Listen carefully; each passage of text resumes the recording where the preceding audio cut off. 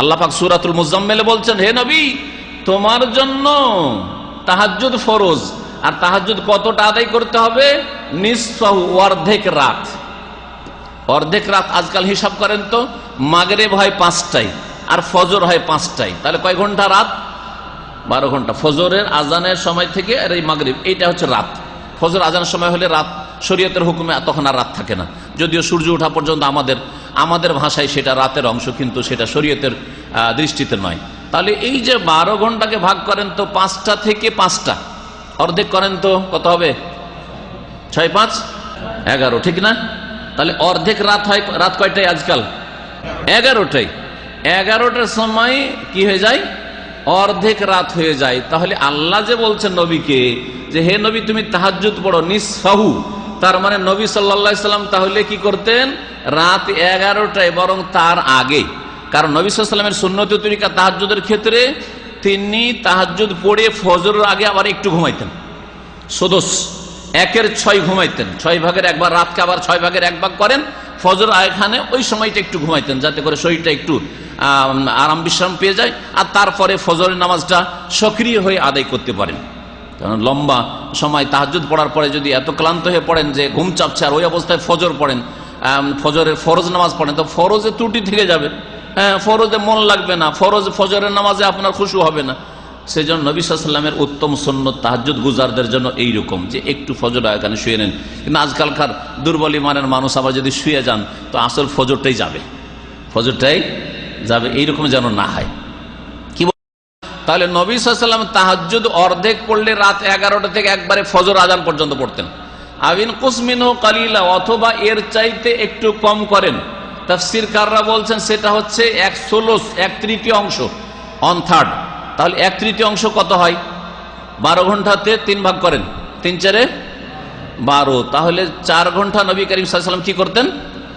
তাহাজ্জুদ পড়তেন। সবচেয়ে কম যেটা তাহাজ্জুদ, সেটা আজকালকার রাতে কত ঘন্টা পড়তেন রাসূলুল্লাহ সাল্লাল্লাহু আলাইহি ওয়াসাল্লাম?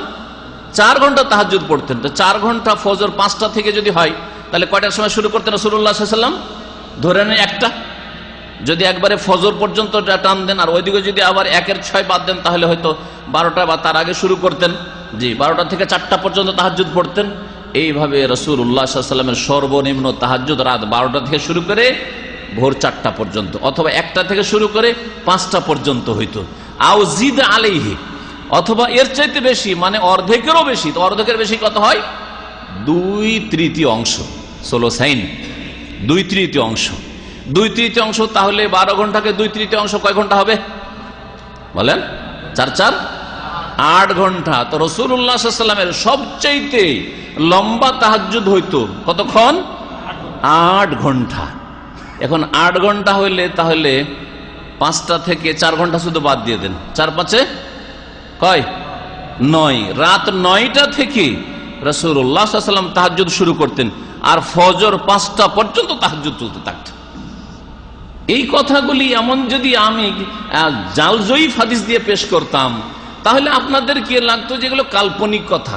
এটা সিরাতুন নবী সাল্লাল্লাহু আলাইহি সাল্লাম, এটা হচ্ছে নবী সাল্লাল্লাহু আলাইহি সাল্লামের জিন্দেগি জীবনী, এবং এটা হচ্ছে কোরআনে কারীমের আলোকে জীবনী, এটা হচ্ছে সূরাতুল মুজাম্মিলের তাফসীরের আলোকে জীবনী, যে নবী করিম সাল্লাল্লাহু আলাইহি সাল্লাম 3 রকমের একরকম তাহাজ্জুদ পড়তেন। তাহলে 4 ঘন্টার কম করতেন না, আর 8 ঘন্টার বেশি করতেন না, এত লম্বা তাহাজ্জুদ পড়তেন।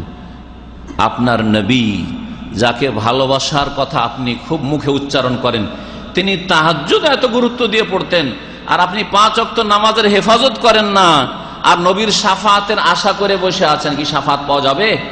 কখনো শাফাত পাওয়া যাবে না। আগের যে ইসলামের রুকনগুলির কথা বললাম, সেগুলি হয় জীবনে একবার ফরজ, না হয় বছরে একবার ফরজ, না হইলে আর একটা আছে ইবাদত আছে যেটা সপ্তাহে একবার ফরজ। সেটা কি? জুমার নামাজ।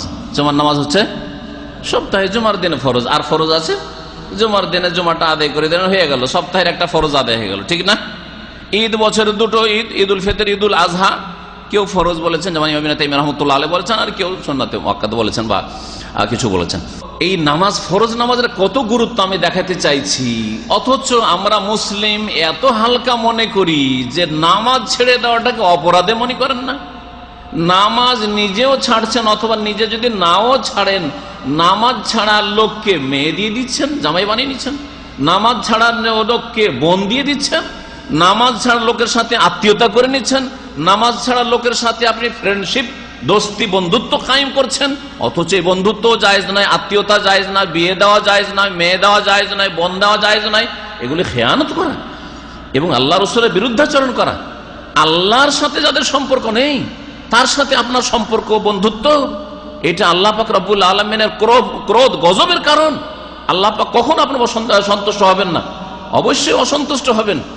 যে আমার সাথে দুশ্মনী রাখে, বৈরিতা রাখে, সম্পর্ক রাখে না, তার সাথে আপনার আত্মীয়তা, তাকে আপনি মেয়ে উঠিয়ে দিয়ে দিলেন, তাকে আপনি বোন দিয়ে দিলেন, কত বড় খেয়ানত করলেন আপনি। আপনার নামাজি বোনটাকে, আপনার নামাজি মেয়েটাকে, বেনামাজি আধা নামাজিকে দিয়ে আর মেয়েটাকে জাহান্নামের রাস্তায় লাগিয়ে দিলেন আপনি। সতর্ক, সাবধান হবেন, চরম অপরাধ। এই জন্য ওলামায়ে কেরামদের কোনো দ্বিমত নাই এই বিষয়ে যে যতগুলি কাবিরা গুনাহ আছে শিরক ছাড়া, সবগুলি কাবিরা গুনার চাইতে বড় কাবিরা গুনাহ হচ্ছে ফরজ নামাজ ছাড়া। কথা বুঝতে পারছেন না? পারছেন না?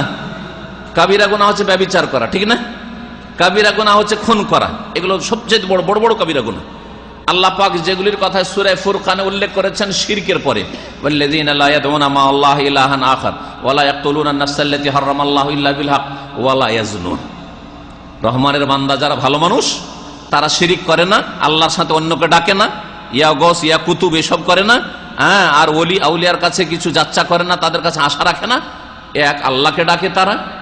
আর ওয়ালা ইয়াকতুলুনা আন-নাফসাল্লাতী হারামাল্লাহ, আর এমন কোন ব্যক্তিকে হত্যা করে না যাকে হত্যা করা আল্লাহ হারাম করেছেন। ওয়ালা ইয়াজনুন, আর জেনাও করে না, জেনার কাছেও যায় না। তাহলে জেনা করা, খুন করা, এগুলি শিরকের পরে কাবিরা গুনাহ কিনা? এই আয়াত প্রমাণ করে। এর চাইতেও বড় গুনাহ হচ্ছে, ভালো করে শুনে রাখেন, নামাজ ছাড়া। আল্লামা ইবনে উসাইমিন রাহমাতুল্লাহ আলাইহি তার নামাজ ত্যাগকারীর বিধান আমাদের কাছে 10 কপি আছে, যারা নিতে চাইবেন এখান থেকে নিয়ে নিতে পারবেন। এই কিতাবে যে নামাজ ছাড়ার পাপটা হচ্ছে শিরকের সমতুল্য গুনাহ।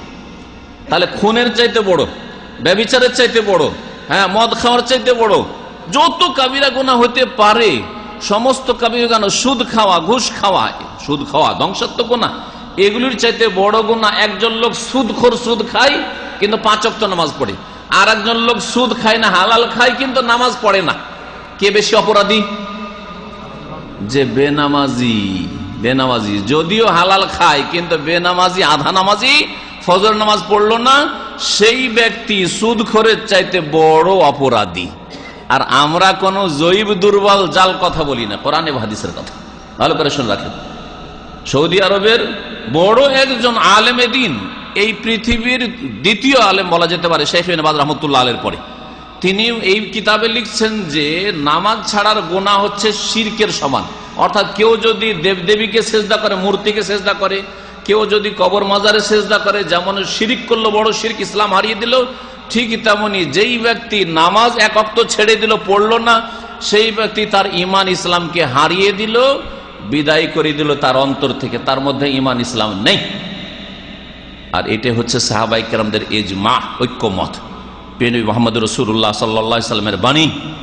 নবী সাল্লাল্লাহু আলাইহি ওয়াসাল্লাম বলেছেন, আল আহদুল্লাযী বাইনানা ওয়া বাইনাহুমুস সালাতু ফামান তারাকাহা ফাকাদ কাফার। আমার মাঝে আর যারা ইসলাম গ্রহণ করতে আসবে তাদের মাঝে, ওদের মাঝে চুক্তি হবে সালাতের, নামাজের। কেউ যদি ইসলাম গ্রহণ করতে আসে, প্রথম চুক্তি হবে নামাজ পড়বে কিনা। কেউ যদি বলে আমি ইসলাম গ্রহণ করব কিন্তু নামাজ পড়বো না, নবী সাল্লাল্লাহু আলাইহি ওয়াসাল্লাম ফামান তারাকাহা, কেউ যদি ছেড়ে দেয়, এই কথা বলে অস্বীকার করে, রোজাকে অস্বীকার করলো কাফির হয়ে যায়, হজকে অস্বীকার করলো কাফির হয়ে যায়। হজ তো ফরজ। আরে কুরবানি সুন্নাতে মুআক্কাদা, কেউ যদি আমি কুরবানি মানি না তবু মুসলিম থাকে না। তাহলে অস্বীকারের বিষয় নয় নামাজ অলসতা, অবহেলা, গাফিলতি, পড়ছি, সময় আছে, ধৈর্য নিব, এই জন্য ছাড়ছে, এইরকম করে ছাড়ছে। হুজুর দোয়া করবেন, আজকাল বেনামাজিদেরকে যদি বলা যায় নামাজের কথা, কি বলে? হুজুর একটু দোয়া করি যেন নামাজটা পড়তে পারি। আমার দোয়া দিয়ে শুধু নামাজ পড়বে, ওর চেষ্টা নেই, ও চেষ্টা করবে না, শুধু আমার দোয়া দিয়ে নামাজ পড়বে, আপনার দোয়া দিয়ে নামাজ পড়বে, এই তার অবস্থা। নামাজি হতে চাই না আসলে। যে নামাজ ছেড়ে দিলে কি হয়ে যায়? ফামান তারাকাহা ফাকাদ কাফারা, কুফরি করে, কাফের হয়ে যায়। আরবি ভাষাতে ফাসেক শব্দটি ছিল, কিন্তু ফাসাকা বলে। নবী সাল্লাল্লাহু আলাইহি ওয়াসাল্লাম এই কথা বলেন যে নামাজ ছেড়ে দিলে ফাসেক হয়ে যায়, নামাজ ছেড়ে দিলে ফাসেক হয়ে যায়, এই কথা বলেন নাই নামাজের ক্ষেত্রে। নামাজ ছাড়লে পক্ষান্তরে যখন মুসলিমকে গালমন্দ করার কথা এসছে হাদিসে, তখন নবী করিম সাল্লাল্লাহু আলাইহি ওয়াসাল্লাম বলেছে সেবাবুল মুসলিমে ফুসুকুন, মুসলিমকে গাল দেওয়া হচ্ছে ফাসেকি কাজ।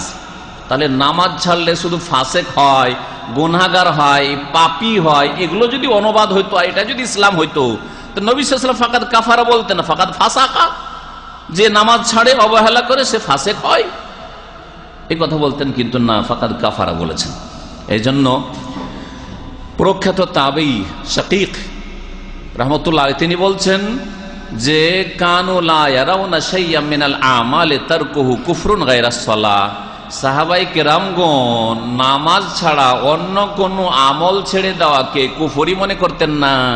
অর্থাৎ সাহাবায়ে কেরামদের ইজমা, ঐক্যমত ছিল, তাদের মাঝে কোনো দ্বিমত ছিল না যে নামাজ ছাড়লে কি হয়ে যায়, কুফরি হয়ে যায়, বড় কুফরি হয়ে যায়। গায়রাস সালাহ, এই নামাজ ছাড়া অন্য কোনো আমলকে কুফরি মনে করতেন না, নামাজ ছাড়াটা কি কুফরি মনে করতেন। সুতরাং আপনি সাহাবায়ে কেরামদের নজরে ইসলামে থাকবেন না, মুসলিম না, যদি 5 ওয়াক্ত নামাজ না পড়েন। ভালো করে শুনেন, আপনি রাসূলুল্লাহ সাল্লাল্লাহু আলাইহি ওয়াসাল্লাম হাদিসের আলোকে কুফরিতে লিপ্ত হবেন, ইসলামের গণ্ডিতে থাকবেন না যদি নামাজ ছেড়ে দেন। আমি কাউকে এমনি অতিরিক্ত অতিরঞ্জন করে ভয় দেখাবার জন্য নয়, আল্লাহর ভয় যেন আপনার অন্তরে পয়দা হয়, আল্লাহর ভয় যেন তার আগে আমার অন্তরে পয়দা হয়, আমার আপনজনদের অন্তরে পয়দা হয়, আমার দিনী ভাই মুসলিম ভাইদের অন্তরে, বন্ধের অন্তরে পয়দা হয়। আর তারা যেন 5 ওয়াক্ত নামাজটা পড়ে নিজের ইসলামের হেফাজত করে। 5 ওয়াক্ত নামাজ পড়লে ইসলামের রক্ষা হয়, হেফাজত হয়, আর 5 ওয়াক্ত নামাজ না পড়লে ইসলামের হেফাজত হয় না, ইসলামের হেফাজত হয় না। যদি ইসলামের হেফাজত না করেন, নষ্ট করে দেন, সেই ইসলাম কোনো কাজে আসবে না। নামাজ যদি না পড়েন, নামাজের হেফাজত না করেন, তাহলে নবীর শাফাত পাবেন না, নবীর শাফাত পাবেন না। যারা কিছুদিনের জন্য জাহান্নামী হয়, তাদের জন্য জাহান্নাম থেকে উদ্ধারের একটা রাস্তা আছে বিচার দিবসে, হাসরের মাঠে, সেটা হচ্ছে রসুলের শাফাত। জানা আছে না? জানা আছে না? কিছুদিনের জন্য শাস্তি, চুরি করেছে, ডাকাতি করেছে, ইত্যাদি করেছে, এই করেছে, হারাম খেয়েছে, সুদ খেয়েছে, ঘুষ খেয়েছে, বেঈমানি করেছে, বা রোজা ছেড়েছে, হয়তো নবী সাল্লাল্লাহু আলাইহি সাল্লামের শাফাতের মাধ্যমে জাহান্নাম থেকে, আল্লাহর আযাব থেকে রক্ষা পেতে পারে। কিছুদিন শাস্তি পেয়ে, দীর্ঘদিন শাস্তি পেতে পারে। কিন্তু আল্লাহ কোরআনে কারিমে নামাজ ত্যাগকারী সম্পর্কে বলছেন, সূরাতুল মুদাসসিরের আমি 2-3টি ছোট ছোট আয়াত আপনাদেরকে শোনাই। আল্লাহ পাক বলছেন ফি জান্নাতি ইয়াতাসাআলুনা আনিল মুজরিমিন মা সালাকাকুম ফি সাকার। জান্নাতে যখন জান্নাতীরা চলে যাবে, আর অনেক মুখ চিনা পাড়া প্রতিবেশী, আত্মীয় স্বজন, বংশধর বা রুমমেট, তারপরে একই মহল্লাতে থাকতো, ওদেরকে জান্নাতে দেখতে পায় না। এই যে এলাকায় আছেন না অনেক বেনামাজিরা, কে জান্নাতে যখন জান্নাতীরা চলে যাবে দেখতে পাবে না যে ওরা কোথায়, কি ব্যাপার, ওই লোকগুলোকে দেখছে না, জান্নাতে কোথায় গেল। আপনার গ্রামের, আপনার স্কুলের বন্ধু বান্ধব, কলেজের বন্ধু বান্ধব বা আপনার বংশধর, ওদেরকে জান্নাতে খুঁজে পাবেন না। তখন জিজ্ঞেস করবে যে কোথায়, ওরা তো জাহান্নামে চলে গেছে। তখন ওদেরকে জিজ্ঞেস করে মা সালাকাকুম ফি সাকার, জান্নাত থেকে জাহান্নাম, জান্নাতীরা জান্নাত থেকে জাহান্নামীদের সাথে কথা বলবে। মানুষ যদি ওয়্যারলেস না, তার আছে না, কিচ্ছু আছে, মোবাইলের যুগে আর তো কিছু বোঝানো লাগবে না, এক যুগে না হয় তারের প্রয়োজন হইতো না। আর আমরা যখন মোবাইল আসেন তখন চিন্তা করতাম যে সৌদি আরবে আমরা আছি, আর মাঝখানে কোনো তার তুরন নাই, আর বিশাল সাগর, আর এই সাগর পার করে আবার ভারত বাংলাদেশে কেমন করে আমাদের কথা হচ্ছে। দেশের মধ্যে তো দেখতাম যে টেলিফোন তার আছে, তারের মাধ্যমে আমাদের কথা যায়, বুঝতাম না। কিন্তু মোবাইলের যুগে এখন একটা সাধারণ লোকও বুঝছে, ঠিক না? হ্যাঁ, বুঝতে পারছেন যে মোবাইলের নেটওয়ার্ক আছে, কথা হচ্ছে, কোনো তার নেই, তোর নেই, কিচ্ছু নেই, ওয়্যারলেস, তারবিহীন। জান্নাতীরা জাহান্নামীদের সাথে কথা বলবে, সম্বোধন করে, কোরআনের ভাষায় সম্বোধন রয়েছে, মা সালাকাকুম ফি সাকার, কি ব্যাপার তোমরা জাহান্নামে কেন? সাকার একটা জাহান্নামের নাম, জাহান্নামের নাম হচ্ছে সাকার। সাকার জাহান্নামে কেন? তখন তারা প্রথম জবাব এই দিবে না যে আমরা খুন করেছিলাম, প্রথম জবাব এই দিবে না যে আমরা ব্যভিচার করেছিলাম, প্রথম জবাব এই দিবে না যে আমরা সুদ খেয়েছিলাম, প্রথম জবাব এই দিবে না যে আমরা হালাল রুজি করিনি, হারাম রুজি রোজগার করেছিলাম। এগুলো জাহান্নামের কারণ, কিন্তু এগুলো কোনো জবাব পাবেন না। কি জবাব? কালু, তারা বলবে লাম নাকু মিনাল মুসাল্লিন, আমরা কি ছিলাম না? মুসল্লি ছিলাম না। মুসল্লি কাকে বলে? 2-3 ওয়াক্ত নামাজ পড়ে মুসল্লি বলে নাকি? বলবেন যে এই লোকটা মুসল্লি মানুষ, 3 ওয়াক্ত নামাজ পড়ে, কেউ বলবেন, আজকালও বলেন। এই বেনামাজিদের ব্যাপকতার যুগেও আধা নামাজিকে কেউ মুসল্লি বলবে না, বলবে যে মাঝে মাঝে পড়ে দেখি, মাঝে মাঝে পড়ে না। বলবে না কাছের লোক যারা আশেপাশে থাকে। কিন্তু 5 ওয়াক্ত নামাজ একবার মসজিদে এসে পড়ে, লোকটা মুসল্লি মানুষ, বলবে না? হ্যাঁ। তো যারা জাহান্নামে যাবে তাদের প্রথম জবাব যে লাম নাকু মিনাল মুসাল্লিন, আমরা মুসল্লি ছিলাম না, নামাজ পড়তাম না বলেই জাহান্নামে চলে গেছি গো, জাহান্নামে চলে এসেছি, তোমরা জান্নাতে, ভাগ্যবান তোমরা জান্নাতে। আল্লাহু আকবার, কত যে আযাব, কত যে আযাব হবে। হ্যাঁ, সামান্য প্রদীপের আগুনে হাতের আঙ্গুলের এই অগ্রভাগটা 1 মিনিট ধরে থাকেন, তাহলে বুঝতে পার জীবনে তো পুড়েননি, আর জীবনে তো অনিচ্ছাকৃত কোনোদিন আগুনে ফাঁসেন নেই, তো একটু ইচ্ছা করে 1-2 মিনিটের জন্য আগুনে ধরে থাকেন, যাতে করে জাহান্নামের টেস্টটা বুঝতে পারেন। আর এর 70 গুণ বেশি তাপ জাহান্নামে রয়েছে, আছে না নেই? হ্যাঁ, কারণ অনেক জাহেল মুসলমান আজকাল আছে, ওরা কি বলে জানেন? যখন মুসলমান আছি তো যতই আযাব শাস্তি হোক না কেন একদিন তো জান্নাত পাবো, বলে না? শোনা যায় না এরকম কথা? তবে আপনি হাজার হাজার বছর জাহান্নামে জ্বলার সাহস করছেন, শত শত বছর জাহান্নামে পোড়ার সাহস করছেন, তো 1 মিনিটের জন্য দয়া করে আপনার আঙুলটা একটা প্রদীপে, বেশি আগুনে না, একটা প্রদীপের আগুনে ধরে রাখেন। আর তারপরে কতক্ষণ যে আপনার শরীরে, গোটা শরীরে জ্বালা থাকে, আর কত যে যন্ত্রণা থাকে বুঝে দেখেন, তারপরে আপনার সংশোধন হবে, জান্নাতের রাস্তায় সোজা হয়ে আসবেন। কালু লাম নাকু মিনাল মুসাল্লিন, জাহান্নামীরা বলবে যে আমরা মুসল্লি ছিলাম না, নামাজি ছিলাম। ওয়ালাম নাকু নুতইমুল মিসকিন, আর আমরা দরিদ্র গরিবদেরকে অন্নদান করতাম না, মানে যাকাত দিতাম না, যাকাত দিত না। তাহলে জাহান্নামে যাওয়ার মুখ্য কারণ হচ্ছে আল্লাহ যেমন কোরআনে হুকুম করেছেন আকিমুস সালাত ওয়া আতুজ যাকাত, নামাজ কায়েম করো আর যাকাত দাও, এই দুটো কাজে যাদের ঘাটতি আছে তাদেরকে জাহান্নামে যেতে হবে। আমি যে কথাটি বলে আয়াতগুলি শেষ করছি, আর 2-1টি কথা বলার পরে আল্লাহ পাক বলছেন ফামা তানফাউহুম শাফাআতুশ শাফিঈন, সেই দিন এই সব বেনামাজি জাহান্নামীদের জন্য কোন সুপারিশকারীর সুপারিশ কাজে আসবে না। ভালো করে শুনে রাখেন আয়াতের তরজমাটা, ফামা তানফাউহুম, তাদের কাজে আসবে না, শাফাআতুশ শাফিঈন, কোন সুপারিশকারীর সুপারিশ। সেই দিন রসুলের সুপারিশ বেনামাজিকে জান্নাতে নিয়ে যাবে না, বেনামাজের জন্য রসুলের সুপারিশ না। ভালো করে শুনে রাখেন, ভালো করে শুনে রাখেন। জি, নবী করিম সাল্লাল্লাহু আলাইহি ওয়াসাল্লাম তার উম্মতকে চিনবেন কি করে জানেন কি? নবী সাল্লাল্লাহু আলাইহি ওয়াসাল্লাম হাসরের মাঠে উম্মতকে কি করে চিনবেন? কেমন করে চিনতে পারবেন যে এগুলো আমার উম্মত? ওযুর অঙ্গগুলি কি হবে? 5টা অঙ্গ চমকিবে, মুখমণ্ডল চমকিবে, 2টো হাত চমকিবে, আর 2টো পা। জি, পা ধুয়েছে উযুতে, হাত ধুয়েছে কনুই সহ, চেহারা মুখমণ্ডল দিয়েছে ফাগসিলু ওজুহাকুম ওয়া আইদিয়াকুম ইলাল মারাফিকি, আর তারপরে মাসা করেছে আর আরজুলাকুম ইলাল কাবাইন। এই যে 5টা অঙ্গ চমকিবে, ইন্না উম্মতি ইয়াতুনা ইয়াউমাল কিয়ামাতি গুররাম মুহাজ্জালিনা মিন আসারিল ওযু, নবী সাল্লাল্লাহু আলাইহি সাল্লাম বলছেন আমার উম্মতেরা কিয়ামতের দিন আসবে, বা ইউদআউনা, 2 রকম করে হাদিস রয়েছে, তাদেরকে চেনা হবে, তাদেরকে ডাকা হবে, তাদের লক্ষণ দেখে যে 5টা অঙ্গ একবারে নূরে চমক, নূরের চমক চমকিচ্ছে একবারে। তাহলে এখন আমার যারা জিজ্ঞাসা সেটা যে বেনামাজিরা নামাজটা পড়ে না কিন্তু উজুটা করে, তাই না?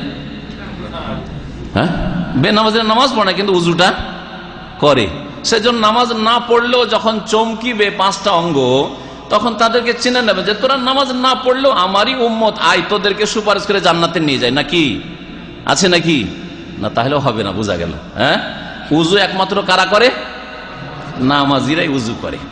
এই জন্য যারা উজু করে 5 ওয়াক্ত নামাজ পড়ে তাদেরকে নিজের উম্মত বলে চিনবেন রাসূলুল্লাহ সাল্লাল্লাহু আলাইহি ওয়াসাল্লাম, আর তাদের জন্যই, একমাত্র নামাজিদের জন্যই সুপারিশ করবেন। এখন বলতো নামাজির আবার সুপারিশ কি প্রয়োজন? হ্যাঁ, নামাজির সুপারিশ প্রয়োজন নেই। মেলা নামাজি আছে মিথ্যা কথা বলে, মেলা নামাজি আছে হারাম খাই, মেলা নামাজি আছে হয়তো তার মেলা ফরজে ত্রুটি রয়েছে, মেলা নামাজি আছে তাদের মহিলাদের পর্দায় ত্রুটি রয়েছে, পর্দা ফরজ, পর্দায় ত্রুটি রয়েছে, মেলা মহিলার অভিভাবক রয়েছে, নিজে তো মুসল্লি কিন্তু তার স্ত্রীকে ঠিক করতে পারেনি, ঠিক করার চেষ্টা করেনি, তার ছেলে মেয়েদের ঠিক করার চেষ্টা করেনি, ফরজ দায়িত্ব তার ঘাটতি রয়েছে। এরকম বহু পাপের কারণে নামাজিও জাহান্নামে যাবে, আখলাক চরিত্রের কারণে অথবা কিছু বিদাতের কারণে। বিদাত করেছে, 5 ওয়াক্ত নামাজ পড়েছে কিন্তু বিদাত করেছে, ইসলাম থেকে বেরিয়ে যায়নি কিন্তু বিদাতের কারণে জাহান্নামে যাবে। সুপারিশ হবে। বিদাতীদের ক্ষেত্রেও মনে রাখবেন যে রাসূলুল্লাহ সাল্লাল্লাহু আলাইহি ওয়াসাল্লাম হাউজে কাউসার থেকে তাড়িয়ে দিবেন, কিন্তু এই জন্য এই কথা মনে করবেন না যে বিদাতীরাও একবার হাউজে কাউসারও পেয়ে যাবে আর শাফাত পেয়ে যাবে। হাউজে কাউসার সম্পর্কে সহিহ বুখারীতে হাদিস রয়েছে যে যখন একদল আসবে নবী করিম সাল্লাল্লাহু আলাইহি ওয়াসাল্লামের কাছে আসার চেষ্টা করে হাউজে কাউসারের কাছে, তখন ফেরেশতারা তাড়াইতে শুরু করবে। তখন নবী করিম সাল্লাল্লাহু আলাইহি ওয়াসাল্লাম বলবেন, ওসাই হাবি, ওসাই হাবি, আমার সাথী সঙ্গী, আমার দলের লোক, আসতে দাও। তখন ফেরেশতারা বলবেন, ইন্নাকা লা তাদরি মা আহদাসু বাদাকা, হে নবী আপনি জানেন না যে আপনার দুনিয়া থেকে চলে আসার পরে এরা কি ধর্মের নামে নতুন নতুন কাজ করেছিল।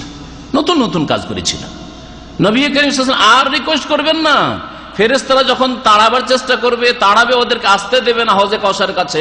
নবী করিম সাল্লাল্লাহু আলাইহি ওয়াসাল্লাম আসতে বলবেন, কারণ জানা ছিল না যে এরা কোন অপরাধী। তার মানে তারা উযুও করেছে, তারা নামাজও পড়েছে। নবী চিনতে পারছেন যে এগুলো আমারই দলের লোক, এরা সব মুসল্লি, এরা তো আমার উম্মত। এই জন্য বলবেন, আমার সাথী সঙ্গী আসতে দাও। এইরকম করে যখন নবী করিম সাল্লাল্লাহু আলাইহি ওয়াসাল্লাম ডাকবেন, ফেরেশতারা বলে, আপনি জানেন না তো, আপনি দুনিয়া থেকে বিদায় হয়েছেন, ইন্তেকাল হয়েছে, পরে এরা ধর্মের নামে অনেক নতুন কাজ করেছে, অনেক বিদাত করেছে, আপনি জানতেন না। তাহলে বোঝা নবী আলেমুল গায়ব না। নবী আমাদের খবর রাখেন না যে কি আমরা নামাজি, কি বেনামাজি, কি ভালো কাজ করি, কি সুন্নতের কাজ করি, কি বেদাত করি। হ্যাঁ, এই কথা নবী সাল্লাল্লাহু আলাইহি ওয়াসাল্লাম জানেন না। একদল আমাদের মুসলিম সমাজ আছে, নবী সব জানেন, নবী সব জানছেন, আমাদের নাকি আমল সব দেখছেন। হ্যাঁ, আর এরকম যখন মাহফিল টাহফিল হয়, আর বিশেষ করে মিলাদ মাহফিল হইলে নবী নাকি হাজির হয়ে যান, সেই জন্য কিয়াম শুরু করে দেয়। অথচ হাদিস বলছে যে নবীকে ফেরেশতারা বলবেন যে আপনি জানেন না যে এরা কি করেছে, কি অপরাধগুলি করেছে, বেদাত করেছে। তখন নবী করিম সাল্লাল্লাহু আলাইহি ওয়াসাল্লাম ফেরেশতাদেরকে কি বলবেন, সোহকান লিমান বাদদালা দীনি। অন্য রিওয়ায়াতে রয়েছে সোহকান লিমান গায়্যারা বাদি, দূরে তাড়িয়ে দাও এদেরকে ফেরেশতারা যারা আমার দিনকে রদবদল করে দিয়েছে। বাদদালা দীনি, আমার নিয়ে আসা দিনকে চেঞ্জ করে দিয়েছে, পরিবর্তন করে দিয়েছে। নামাজ শুরু হয়তো তাকবীরে তাহরিমা দিয়ে, এরা নামাইতো দিয়ে নামাজ শুরু করেছে, যায় নামাজের দিয়ে দোয়া দিয়ে শুরু করেছে। এরা ইক্তাদাই তো বেহাজাল ইমাম দিয়ে শুরু করেছে। নামাজ শেষ হয়তো সালাম আলাইকুম ওয়া রাহমাতুল্লাহ দিয়ে, এরা মোনাজাত, সম্মিলিত মোনাজাত দিয়ে শেষ করেছে।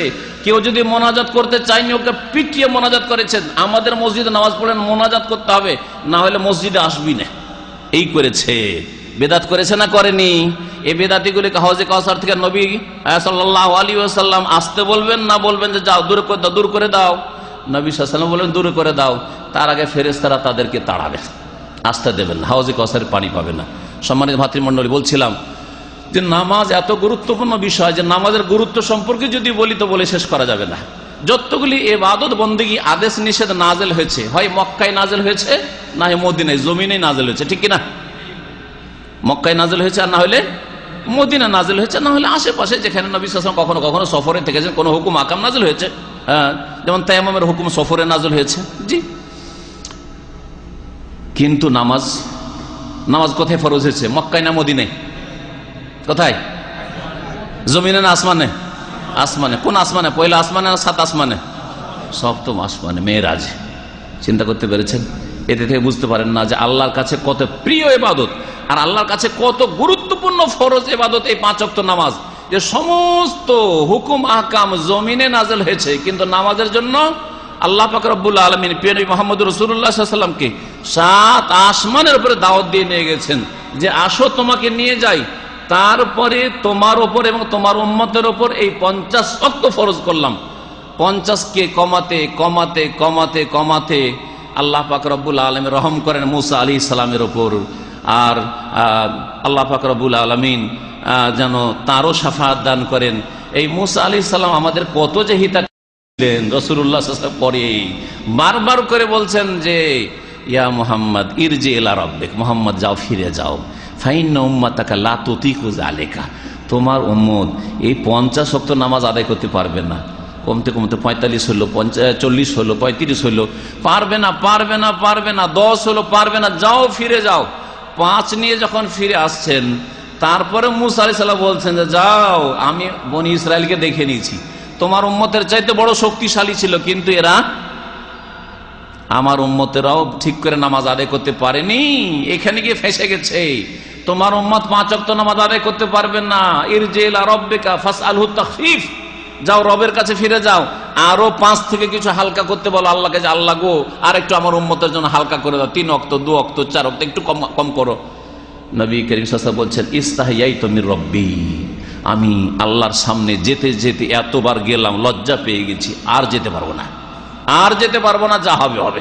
এই 5 নিয়ে ফিরছেন নবী করিম সাল্লাল্লাহু আলাইহি ওয়াসাল্লাম, ফিরছেন তখন ওই মেরাজের হাদিসে রয়েছে, সহিহ হাদিস, সহিহ মুসলিমের হাদিস, যে নবী করিম সাল্লাল্লাহু আলাইহি ওয়াসাল্লামকে পেছন থেকে আল্লাহ পাকের পক্ষ থেকে ডাক দেওয়া হচ্ছে যে হে মুহাম্মদ, এই যে 5 ওয়াক্ত নামাজ তোমার উম্মত আদায় করবে, হিয়া খামসুন, মানে ওইটি হচ্ছে 5 ওয়াক্ত নামাজ, কিন্তু ওয়াহিয়া খামসুনা, সেটা নেকির দিক থেকে, সওয়াবের দিক থেকে, বদলার দিক থেকে 5 10 50। তাহলে যারা 5 ওয়াক্ত নামাজ আদায় করেন কত ওয়াক্তের নেকি পান? 50 ওয়াক্তের নেকি পান। আর যারা 5 ওয়াক্তে 4 ওয়াক্ত আদায় করেন, ফজর আদায় করেন না, তারা ইসলাম থেকে বেরিয়ে চলে যান। এখন কোন দিকে যাবেন একটু চিন্তা করুন। আল্লাহ পাক যেন আমাদেরকে নিজে জ্ঞানী হওয়ার প্রমাণ দেওয়ার তৌফিক দান করেন। আল্লাহ পাক রব্বুল আলামিন যেন দ্বীন বুঝার তৌফিক দান করেন। আল্লাহ পাক রব্বুল আলামিন আমাদেরকে বৃহৎ স্বার্থ বুঝার তৌফিক দান করেন। কারণ আমরা তো কমপক্ষে স্বার্থটা তো বুঝি। বৃহৎ স্বার্থ হচ্ছে স্থায়ী জগতে সুখী হওয়া। আপনার যখন একজন মুসলিম হিসাবে বিশ্বাস আছে যে আমাকে মওতের মুখোমুখি হইতেই হবে, আমাকে আখেরাতে যেতেই হবে, কিয়ামতের মাঠে, হাসর মাঠে প্রথম হিসাব, প্রথম জিজ্ঞাসা কি সম্পর্কে হবে? কি সম্পর্কে হবে? নামাজ সম্পর্কে। তো দেখেন জানা আছে কিন্তু আমল নাই, চলবে? আল্লাহ তো বলবে তোর তো এটাও জানা আছে যে প্রথম কি জিজ্ঞাসা করবো কিয়ামতের দিন, ওটাও তো তোর জানা আছে, তো কই নামাজ তোর? 5 ওয়াক্ত নামাজ কেন নেই? আল্লাহ পাক রব্বুল আলামিন যেন আমাদেরকে জান্নাতুল ফিরদৌসের রাস্তায় চলার তৌফিক দান করেন। 5 ওয়াক্ত নামাজের হেফাজতের আল্লাহ পাক রব্বুল আলামিন যেন তৌফিক দান করেন। বলছিলাম নামাজের গুরুত্বের কথা বললাম, নামাজের ফজিলত অনেক রয়েছে, আর এর মাঝে মাঝে নামাজের কিছু ফজিলত এসছে। বিশেষ করে মানুষের ত্রুটি, যারা আধা নামাজি তাদের ত্রুটি আসরের নামাজে আর ফজরের নামাজে, আসর নামাজে এবং ফজরের নামাজে। এই জন্য যেই ব্যক্তি এই 2 নামাজের হেফাজত করতে পারে, সে জোহর কখনো ছাড়তে পারে না, সে মাগরিব এশা কখনো ছাড়তে পারে না।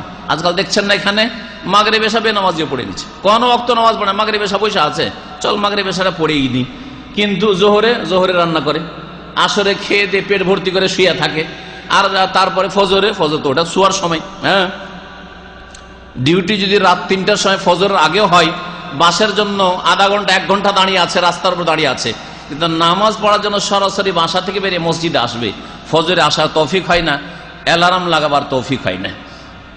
আল্লাহ পাক রব্বুল আলামিন যেন আমাদেরকে আখিরাতকে, জান্নাতকে 1 নম্বর রাখার তৌফিক দান করেন।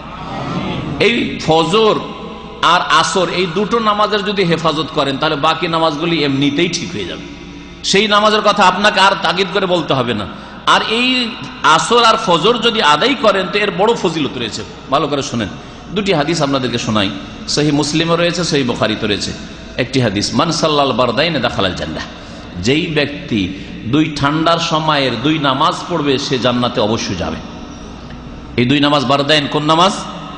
আসরের নামাজ, কারণ দিনের তাপের পরে ঠান্ডা পড়তে যাচ্ছে, এক ঠান্ডার নামাজ আসরের নামাজ, আর এক ঠান্ডার নামাজ হচ্ছে দিন হওয়ার আগে ফজরের নামাজ। এই ফজরের নামাজ, তো ফজরের নামাজ এবং আসরের নামাজ যারা পড়বে, নবী করিম সাল্লাল্লাহু আলাইহি ওয়াসাল্লাম বলছেন দাখালাল জান্নাতা, জান্নাতে অবশ্যই যাবে।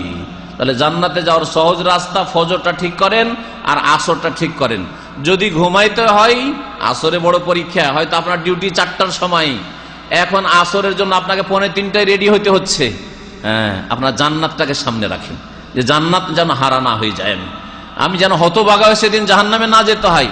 শরীরকে আধা ঘন্টা বেশি হয়তো একটু ঘুম দিতে পারলাম, শরীরকে একটু আরাম বিশ্রাম দিলাম, কিন্তু আমার জন্য জাহান্নাম ফরজ হয়ে গেল, জান্নাত থেকে আমি বঞ্চিত হয়ে গেলাম। এত বড় হতভাগা হবেন আপনি? সুতরাং একটু কষ্ট হইলেও আর কষ্ট না করলে ফুল তোলা যায় না, কষ্ট না করলে কাঁটার মধ্যে হাত না ঢুকালে ফুল তোলা যায় না। এই উদাহরণই দিয়েছেন নবী করিম সাল্লাল্লাহু আলাইহি ওয়াসাল্লাম জান্নাত সম্পর্কে, হুফফাতিল জান্নাতু বিল মাকারিহি, জান্নাতকে ঢেকে রাখা হয়েছে কষ্টদায়ক বস্তু দিয়ে, মানে একটু কষ্ট করা লাগবে তাহলে জান্নাত পাওয়া যাবে। ওয়া হুফফাতিন নারু বিশশাহওয়াতি, আর জাহান্নামকে ঢেকে রাখা হয়েছে মনোরঞ্জনকারী বস্তু দিয়ে, মানে এমন মজা লাগে জাহান্নামের দিকে যেতে, যে যত মজার কাজ আছে দুনিয়ায় করেন আর সহজে জাহান্নামে চলে যান। জাহান্নামে কাউকে যদি যেতে হয়, যেই কাজে মজা লাগে ওইটা করেন, যেটাতে মজা লাগে ওইটাই করেন। পয়সার ক্ষেত্রে মজা লাগে, সুদ খেতে, ঘুষ খেতে, বেমানি করতে, হারাম চুরি করতে, ডাকাতি করতে, তাড়াতাড়ি রাতারাতি বড় লোক হতে মজা লাগে, জাহান্নামের রাস্তা সহজ। জেনা ব্যভিচার মজা লাগে, নেতৃত্ব খুব মজা লাগে, সুতরাং জুলুম অত্যাচার যাই হবে তাই হোক কিন্তু আমাকে ঠিক থাকতে হবে ইত্যাদি। তারপরে কারো ক্ষয়ক্ষতি করে ওপরে যাওয়া, যে একে যদি না সরাইতে পারি তাহলে আমার ওপরে রাস্তা ক্লিয়ার হয় না, এইরকম যতগুলি মজার কাজ আছে, মজার কাজ করলে জাহান্নাম যাওয়া সহজ। নবী করিম সাল্লাল্লাহু আলাইহি ওয়াসাল্লামের হাদিস যে একটু কষ্ট করে নামাজ পড়তে হয় ফজরের সময়। কষ্ট কাকে লাগে না? শুধু আপনাকে লাগে, আমাদের লাগে না? বলেন তো, আপনাদেরকে যদি জিজ্ঞেস করি যে আপনি ফজরে উঠার জন্য অ্যালার্ম লাগান, অথচ আপনার কাছে দুটা মোবাইল আছে, হয়তো অনেকের কাছে বেশিও আছে, অ্যালার্ম লাগিয়ে ঘুমান, কি জবাব দিবেন কিয়ামতের দিনে যে তোর কাছে নিয়ামত মজুদ ছিল আর এই মোবাইলে সব ফ্যাসিলিটি মজুদ রয়েছে, আর বারবার করে রিপিটও রাখতে পারবেন। একবার যদি বন্ধ করে দেন তারপরে বন্ধ হবে যতক্ষণ পর্যন্ত না উঠে যাবেন। আর হাতের নাগালে রাখেন, একটু দূরে রাখেন যাতে করে উঠে দাঁড়িয়ে আপনার অ্যালার্মটা বন্ধ করতে হয়। 5 রিয়ালে 10 রিয়ালে ঘড়ি পাওয়া যায়, টেবিল ঘড়ি পাওয়া যায় অ্যালার্ম লাগিয়ে রাখার জন্য। হাতের নাগালে রাখবে না যাতে করে শুয়ে বন্ধ করে আবার শুয়ে যান, এরকম না, বিছানা থেকে একটু উঠে যাতে করে দাঁড়িয়ে বন্ধ করতে হয়। যদি আপনার অন্তরে সততা থাকে যে জান্নাতে যাব, তাহলে মেলা তদবির আছে।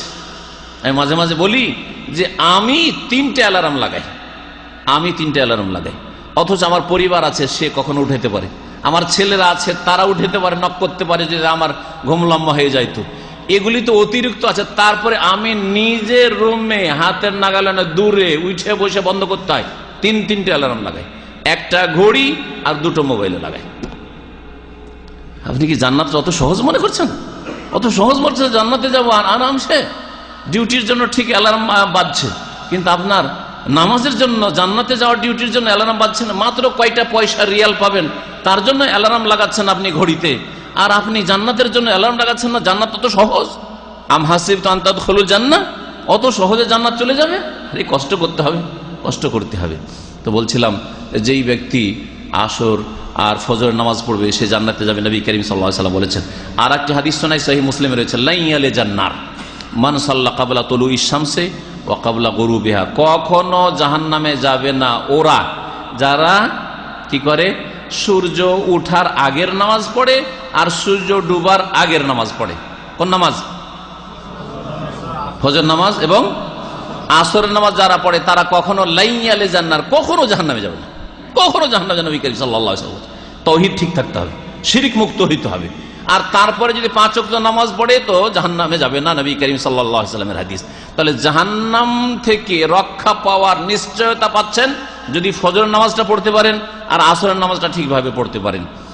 এ তো আখেরাতের কথা বললাম। অনেকে আখেরাতটাকে ধার মনে করছে, আখেরাতকে ধার মনে করছেন যে এই এমন চেক, শেখ এমন চেক দিচ্ছে, এই চেক কোনো ব্যাংকে গিয়ে ভাঙানো যাবে না, ভাঙিয়ে টাকা উঠানো যাবে না, ঠিক না? দুনিয়ার চেক কেমন চাই? আপনার মালিক যদি স্যালারি দেয়, স্যালারিতে চেক দিচ্ছে, আর চেক নিয়ে গিয়ে ব্যাংকে যাচ্ছেন, বলছে ব্যাংক বলছে এমটি, কিছু নেই, ব্যালেন্স নাই, তো বেতন পাবেন? বেতন পাবেন না। তো ওই রকমই অনেকে মনে করছেন যে এগুলো জান্নাতের কথা আর জাহান্নামের কথা, আখেরাতের কথা, আল্লাহ পাকের আযাবের কথা, আল্লাহ পাকের পাকড়াওয়ার কথা, শাফাত পাবো না, হাউজে কাউসারের পানি পাবো না, এগুলি কথা তো সব ওই ধার মনে করছেন। শয়তান আমাদের চোখের সামনে পর্দা ফেলে দিয়েছে। সেই জন্য নগদ একটা বলি, নগদটা শুনেন। নবী করিম সাল্লাল্লাহু আলাইহি ওয়াসাল্লাম বলছেন, মান সাল্লা সুবহা ফাহুয়া ফি জিম্মাতিল্লাহ, কেউ যদি ফজরের নামাজ পড়ে তাহলে সে আল্লাহ পাকের জিম্মায় থাকলো, আল্লাহ পাকের হেফাজতে থাকলো। আপনাদের মধ্যে এমন কেউ আছে? আপনাদের কেন, একটা যদি হিন্দুকেও জিজ্ঞেস করেন যে তুমি কি চাও যে তুমি রাস্তায় বেরোলে কোথাও দুর্ঘটনা ঘটুক, বালা মুসিবত আসুক, তোমার ছিনতাই হয়ে যাক, তোমাকে কেউ খুন করুক, অথবা গাড়ির তলে চাওয়া পড়ে মরে যাও, অথবা আগুনে ফেসে যাও, রুমে গেলে আগুনে চারিদিক থেকে ফেসে যাও, অথবা পানিতে ডুবে যাও? কেউ বিপদ চায় কি? বিপদ চায়? কেউ চাই না। নবী করিম সাল্লাল্লাহু আলাইহি ওয়াসাল্লাম বলছেন, তুমি যদি সারা দিন আল্লাহ পাকের হেফাজতে থাকতে চাও, আল্লাহ পাকের জিম্মায় দায়িত্বে থাকতে চাও, আর আল্লাহ আপনার হেফাজতের দায়িত্ব নিচ্ছেন, সরকার যদি কাউকে বডিগার্ড দিয়ে দেয় তো তারই খুশির শেষ নাই যে আমাকে সিকিউরিটি দেওয়া হয়েছে, আমাকে বডিগার্ড দেওয়া হয়েছে, তাই না? কোম্পানি যদি আপনার সাথে একটা আপনার সেক্রেটারি লাগিয়ে দেয়, বা আপনার যদি একটা পিয়ন লাগিয়ে দেয়, সবসময় চামচা আপনার সাথে সাথে ঘুরছে, তো আপনার অহংকারের শেষ নাই, গৌরবের শেষ নাই। আর আল্লাহ পাক রব্বুল আসমান জমিনের মালিক, আরো শাজিমের মালিক, তিনি বলছেন যে মান সাল্লাহ, তিনি আপনার জিম্মা নিচ্ছেন। রাসূলুল্লাহ সাল্লাল্লাহু আলাইহি ওয়াসাল্লাম বলছেন, মান সাল্লাহ সুবহা ফাহুয়া ফি জিম্মাতিল্লাহ, যেই ব্যক্তি ফজর নামাজ পড়বে সে আল্লাহ পাকের হেফাজতে থাকবে। তাহলে একজন মানুষ যখন ঘুম থেকে উঠে তার দিন শুরু করে, দিন শুরু করার প্রথম কাজ আল্লাহর সাথে সম্পর্ক কায়েম করা। আল্লাহর সাথে যখন সম্পর্ক কায়েম করে নিলেন, আল্লাহ আপনার জামানত নিয়ে এলেন যে তোর হেফাজত করব, আমি তোকে বড় ধরনের বালা মুসিবতে কখনো ফেলবো না, তোকে অসহায় লাঞ্ছিত অপদস্থ করে ছেড়ে দেব না, বরং তোকে হেফাজতে রাখবো। আপনার কোন চিন্তা আছে? বাকি দিনটা আপনার সুন্দর যাবে, সারা দিনটা সুন্দর যাবে, কারণ শুরু করেছেন আল্লাহর সাথে সম্পর্ক দিয়ে, কোনো মানুষের সাথে সম্পর্ক না। প্রথম শুরু হয়েছে ভোরে ঘুম থেকে উঠেই আল্লাহর সাথে সম্পর্ক। আবার যখন এশার নামাজ পড়ছেন আর ঘুমের কাছে আসবেন, আপনি বিছানায় আসবেন, তখন আল্লাহর সাথে সম্পর্ক কায়েম করে আবার বিছানায় আসছেন যে আল্লাহ তোমার কাছ থেকে দিন শুরু করেছিলাম, আর এই তোমার কাছ থেকে বিদায় নিয়ে আবার ঘুমের কোলে লটিয়ে পড়লাম, আল্লাহ তুমি যদি আবার ফিরিয়ে দাও আত্মা, তাহলে আবার তোমার ইবাদত বন্দেগী করব। এই হচ্ছে এই 5 ওয়াক্ত নামাজের রহস্য। সুতরাং আপনারা 5 ওয়াক্ত নামাজ পড়ার চেষ্টা করবেন, ফজর নামাজের হেফাজতের চেষ্টা করবেন। ফজরের নামাজ আর এশার নামাজ পড়লে একটি ফজিলত বলে শেষ করি। নবী করিম সাল্লাল্লাহু আলাইহি ওয়াসাল্লাম, একটি হাদিস সহিহ মুসলিমে রয়েছে যে মান সাল্লা সুবহা ফি জামাতিন, কেউ যদি মান সাল্লাল এশা ফি জামাতিন, কেউ যদি এশার নামাজ জামাতে পড়ে, তাহলে ফাকান্নামা কামা নিসফাল লাইলি, তাহলে সে অর্ধেক রাত তাহাজ্জুদের নেকি পেল। একটু আগে ভাগ করলাম, আজকাল অর্ধেক রাত মানে রাত 11টায় তাহাজ্জুদ শুরু করলেন, আর ভোর 5টায় কি করলেন? ছাড়লেন, ঠিক না? রাত 11টা থেকে ভোর 5টা পর্যন্ত তাহাজ্জুদ পড়ার নেকি পেলেন যদি এশার নামাজ জামাতে পড়েন। সহিহ হাদিস বলছি আপনাদেরকে। আর ফজর নামাজ যদি পড়েন জামাতে, ওমান সাল্লা সুবহা ফি জামাতিন ফাকান্নামা কামাল লাইলা কুল্লাহু, যেই ব্যক্তি ফজরের নামাজ জামাতে এসে পড়লো, মসজিদে এসে পড়লো, সেই ব্যক্তি সারা রাত তাহাজ্জুদ পড়ার নেকি পেল। বলুন আলহামদুলিল্লাহ। কার আলহামদুলিল্লাহ বলছেন? ফজর পড়ার লোকেরা না, যারা ফজর পড়েন না তারা।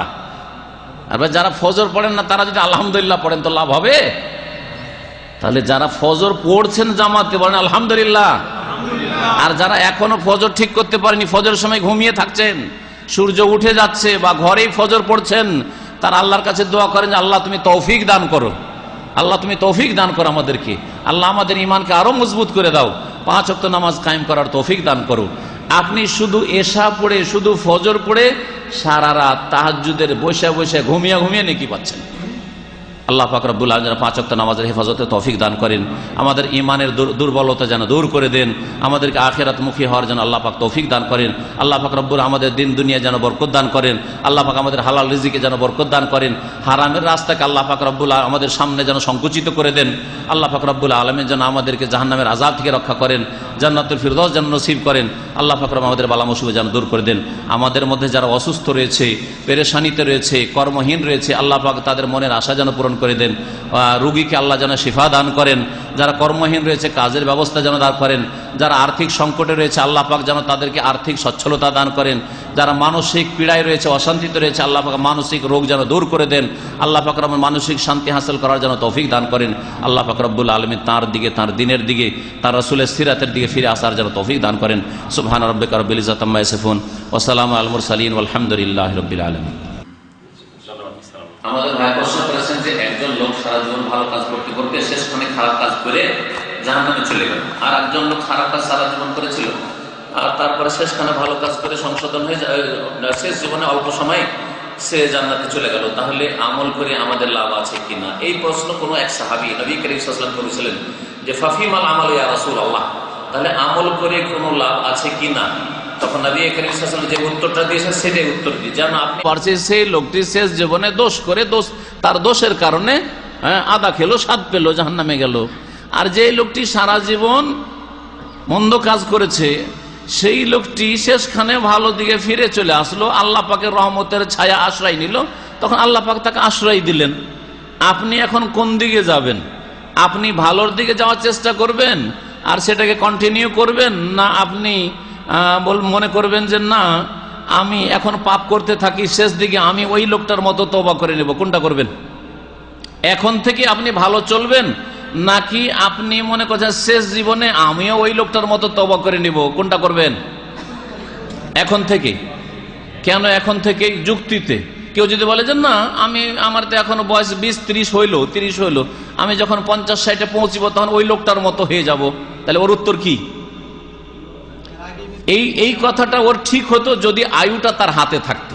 আয়ুটা যদি তার হাতে থাকতো তাহলে ঠিক ছিল, যে তোমার জানা আছে যে 60 বছর বাঁচবে, সুতরাং অসুবিধা নাই, 60 বছরের 1 দিন 2 দিন 3 দিন আগে তুমি একটু ভালো মানুষ হয়ে আর খুব তওবা করে চলে যাও, ঠিক না? কিন্তু আপনার আমার কারো জানা আছে এখান থেকে উঠতে পারবো জানা আছে? এই যে কথাটা বলছি সেন্টেন্সটা শেষ করতে পারবো জানা আছে?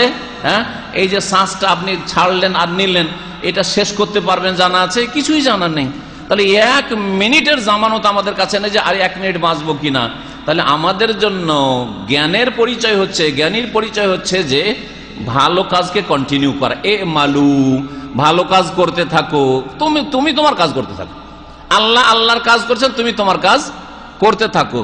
যদি অন্তরে সততা থাকে যে আমি আল্লাহকে ভয় করি, সুতরাং আমি জানি না কখন মত চলে আসে, সবসময় ভালোর উপরে থাকবো, কখনো আল্লাহ জাহান্নামে দেবেন না, আপনার নসিব কখনো খারাপ করবেন না, কারণ আপনার চেষ্টা ভালো আছে। কিন্তু যখন আপনি এই সাহস করে নেবেন যে আমার কাছে মেলার টাইম আছে, কিছুটা একটু পাপ টাপ করি আর তারপরে হজটা করে তওবা করে নেব, কিছু পাপ সাপ করি আর তারপর বিয়ে শাদী করে বা মেয়েটার বিয়ে দিয়ে তো যখন শ্বশুর হয়ে যাব তখন পাপ টাপ ছেড়ে দেবো, এরকম অনেকে মনে করে আগামী রমজানে গিয়ে তওবা করব, হজ করলে তওবা করব। আপনার হাতে আছে?